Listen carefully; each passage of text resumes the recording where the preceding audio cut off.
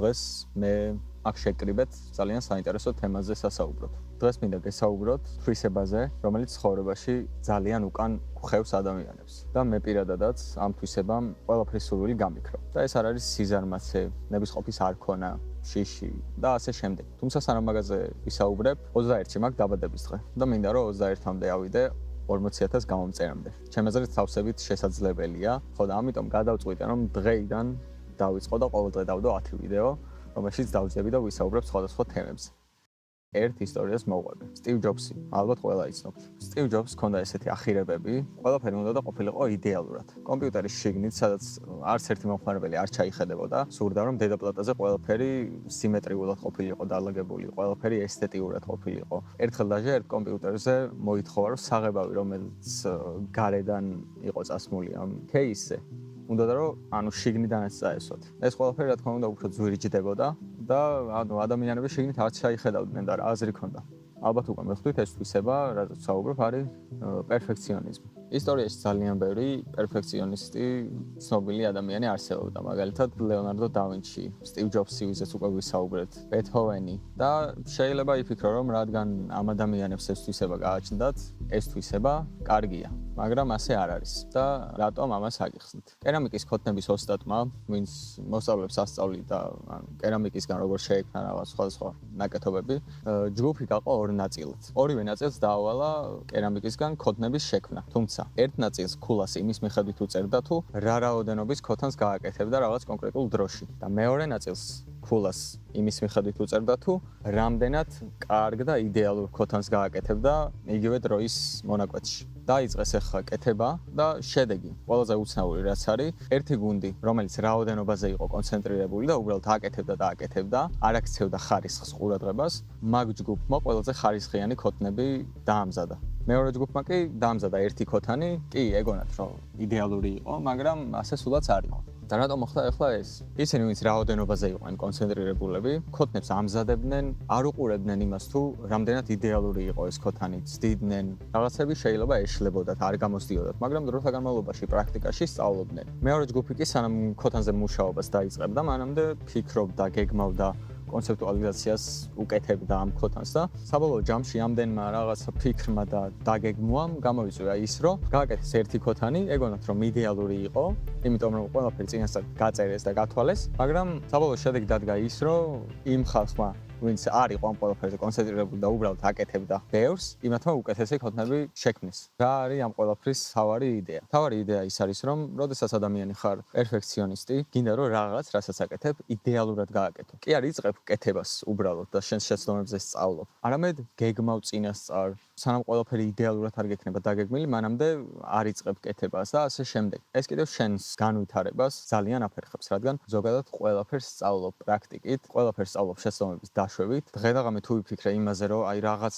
იდეალურად არ გამომდის და მოდი ხვალისთვის გადავდე, ვიქნებ ხვალ უკეთესად დავგეგმო. ეგრე არ გამოგივა რა არაფერი. მეც მაგ მდგომარეობაში ვიყავი რა სხვათა შორის. აი ეს YouTube-ის თემა რო ავიღოთ. YouTube-ზე მინდოდა რომ ჩემი ვიდეოები ყოფილიყო რაღაცა იდეალური. ან მე როგორც ვთვლიდი, ისეთი იდეალური ყოფილიყო. რაღაც პატარა დეტალებს ვაქცევდი ყურადღებას. ისეთ რაღაცეებს ვაკეთებდი მონტაჟში, რასაც თქვენ მაყურებელი შეიძლება საერთოდ ვერც დაგენახათ. ხო და საბოლოოდ ბევრი დრო მიქონდა ამ ყველაფერს რა. კიდე ერთი რაც არის მნიშვნელოვანი, ბევრი ვიდეო ჩამიწერია, ბევრი იდეაზე მიმუშავია. დამჯდა რო არის და ჩამიწერია რა ვიდეო, მაგრამ აღარ გამიგრძელებია. იმიტომ რომ რაღაც მომეჩვენა რომ იდეალური არ იყო იქ რა მაგ ვიდეოში. ხო ხვდებით როგორ აფერხებს პერფექციონიზმი რაღაცის წინ წაწევას და განვითარებას. მე რო ეგ თვისება არ მქონოდა, ძალიან ბევრ ვიდეოს დავდებდი აქამდე. შეიძლება არ ყოფილიყო ისეთი იდეალური, მაგარი რაღაცა, რაც მე დომებია, მაგრამ შედეგი იქნებოდა იმაზე ბევრად მეტი, რაც ახლა არის. ამის გასააზრებელად ესეთი რაღაც მინდა გითხრათ რა. წარმოიდგინეთ, რომ გინდათ, რომ თქვენი საქმით დადოთ რაღაცა შედეგი და აქეთ არის შედეგი, რაც გინდათ, რომ დაიდოს და აქეთ არის თქვენი ჩადებული შრომა. მოდი ესეთი რაღაცა ვთქვათ, რომ შედეგი, რაც გვინდა, რომ რაღაც კონკრეტულმა საქმემ დადოს, არის 100 კაცის ცხოვრების შეცვლა.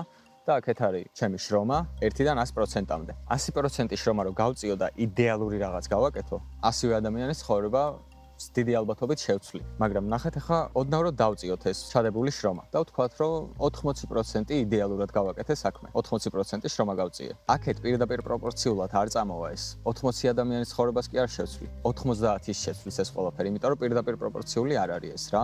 ახლა კიდევ რომ ჩამოვიდეთ, ვთქვათ 60%-ზე. აქ იმდენი არ დააკლდება. აქ შეიძლება უკვე ჩვენ ჩამოვიდეთ სადღაც 85-ზე. ანუ 60% შრომით 85 ადამიანის ცხოვრება შევცვალეთ.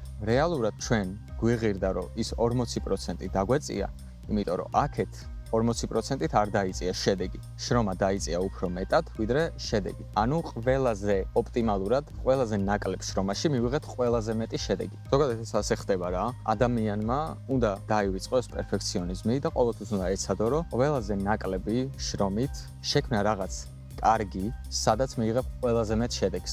აი მაგას რო გაიაზრებთ, ძალიან წინ წახვალთ რა. დამიმონტაჟებია ვიდეო ძალიან, მაგრამ ჩამიდია ძალიან ბევრი შრომა და ის შედეგი არ დავუდია, რაც მე მინდოდა. მაგრამ მეორე მხარეს საერთოდ არაფერზე არ მიფიქრია, არ მიწვალია, არ დამიმონტაჟებია ისე, არ მიმიქცევია ყურადღება ბევრი რამისთვის. დამედია ვიდეო და იმაზე მეტი შედეგი მიუღია, რაც იმ იდეალურმა ვიდეო. კიდე რაც არის რა, თუ გაგიგიათ 80-20-ის პრინციპი. ადრე ერთ ვიდეოში მაქვს ნასაუბრები მაგაზე. ზოგადად ესეა, რომ რაღაცებში 80% შედეგი მოაქვს ყოველთვის 20% შრომას. შენ რაც გევალება ეხლა რა, ეს არ არის რომ რაღაც იდეალური შექმნა. შენ რაც გევალება, ეს არის რომ იპოვო ის 20%, რასაც მოაქვს 80% შედეგი და კონცენტრირდე იმის კეთებაზე, რაც შეიძლება დიდი რაოდენობით.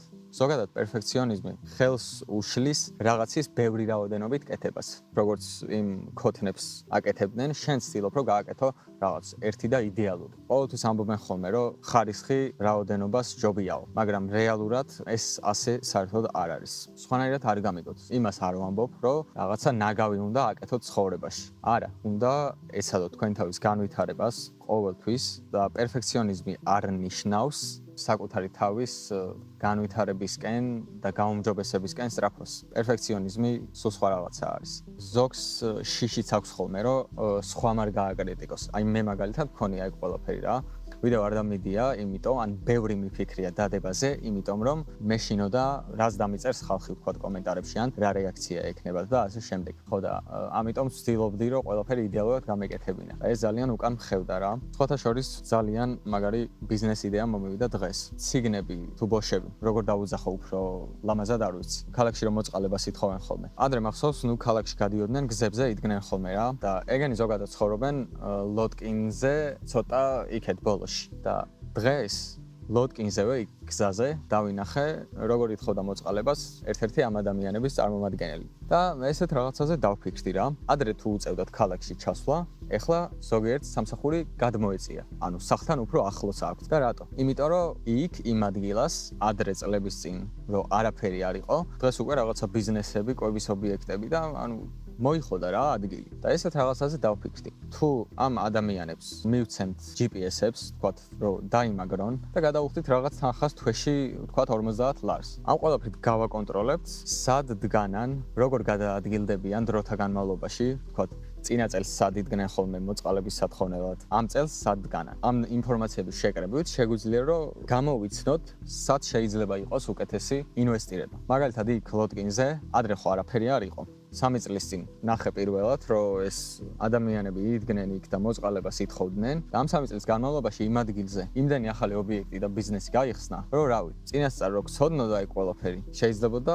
ძალიან კარგი ინვესტიციები გაგეკეთებინა. ამიტომ ჩვენ შეგვიძლია მოვაგროვოთ ეს ინფორმაცია და ამის მიხედვით შეგვიძლია ჩვენ განსაზღვროთ ყველაზე მაგარი უბნები, ყველაზე მაგარი ქუჩები თბილისში, რომელიც კარგი არის რაღაც კონკრეტული ობიექტების გასახსნელად ან რაღაც უძრავი ქონების საყიდლად და ასე შემდეგ რა. ხო და მე ამ იდეას გჩუქნით თქვენ ჩემს გამომწერებს, როგორც მოგესურვებათ, ისე გამოიყენეთ. ხო და ისევ თემას რომ დავუბრუნდეთ. ზუსტად ამიტომ დავიწყე ეს ვიდეოებიც, ეს 10 ვიდეო, რასაც ვაპირებ ჩემს დაბადების დღემდე, 21 ივლისამდე, რომ მინდა რომ გადავლახო ეს პერფექციონიზმი რა. მინდა რომ დავდო ვიდეოები ყოველ დღე, არ აქვს მნიშვნელობა როგორი ვიდეო იქნება, შეიძლება 1 წუთიანი იყოს, შეიძლება 30 წამიანი იყოს.